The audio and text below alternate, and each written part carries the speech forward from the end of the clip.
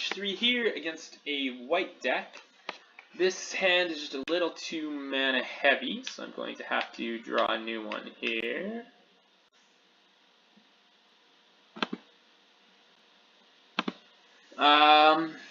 This hand is still not great.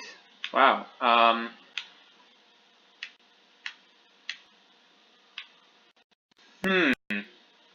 guess we keep, but this could go really poorly for us.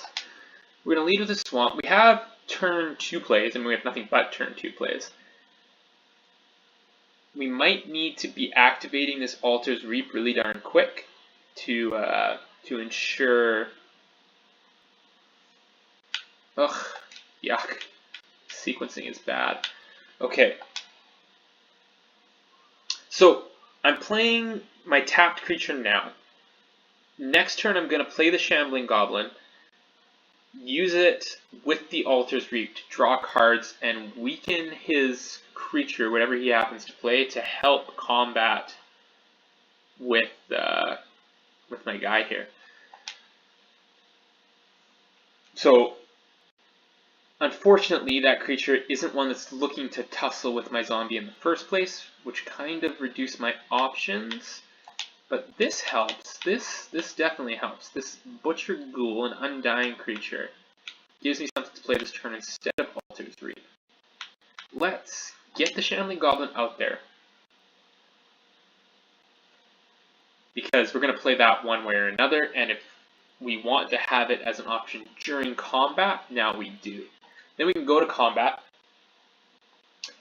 and swing with our zombie. He's almost certainly not going to do anything about that. He's probably just going to let that happen.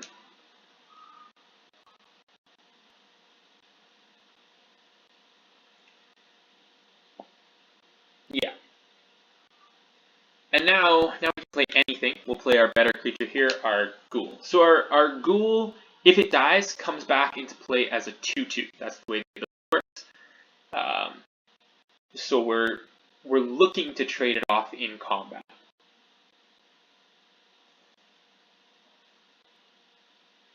Okay, so I could block with the Goblin here. The Goblin would kill his soldier.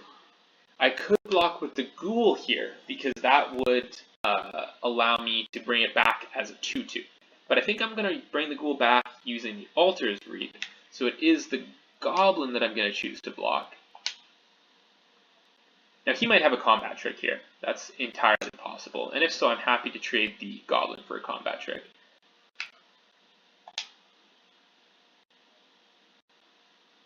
There we go. Instead, he just has an Emancipation Angel. This is a weird play from him. He probably expected to be able to pick up his knight. As it is, he's going to have to pick up one of his planes. He's going to have to set himself back a turn on mana in order to make this play work. So, not a great play for him. We really screwed up his sequencing by killing that knight there. Okay, so now we're going into combat. Nothing we have matches up particularly well against this angel, but we're now looking more to use Altar's Reap on the black cat than anything else.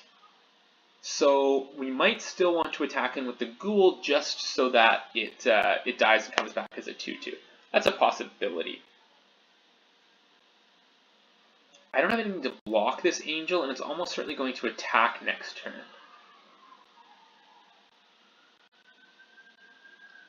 I think I'm okay just taking a turn off the aggression, playing my black cat, and saying go.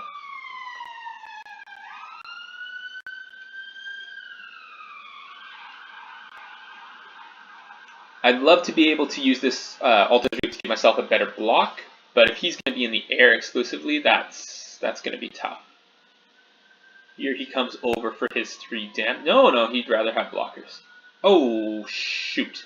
I missed my chance to cast Altar's Reap there, just because I didn't click the stop timer button quick enough, because I was expecting him to attack and he didn't. So that's a problem. But I still think we're okay here. We're going to use Bone Splinters. We're going to use it to kill his angel. And we're going to sacrifice our Ghoul to do so. Our ghoul comes back as a 2/2. His creature dies. We get to swing in for a bunch of damage.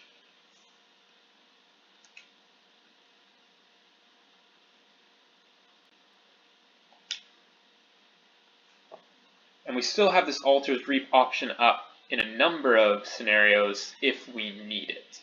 Although at this point, that's less likely. He's kind of on the back foot here. He's the one that needs to change things. And being down a mana based on that Emancipation Angel, that's rough. Okay, they had no play, which means that I could use this Altar's Reap now. But as things stand, I am attacking for 5 on my turn. I think I'm just going to take that opportunity. I did draw a playable anyway. So let's go to attacks. Let's send in the clowns. No tricks from him. Cool, free damage. I can play the ghoul now and still have Altar's Reap up if I need it for anything on his turn. At this point, though, I think I'm just going to run him over.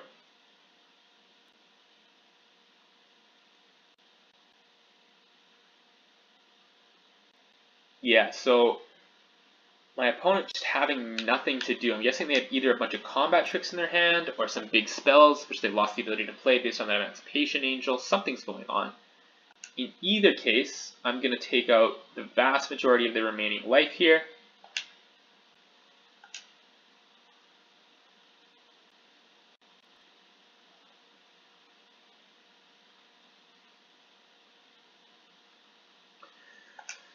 And move on to the next turn.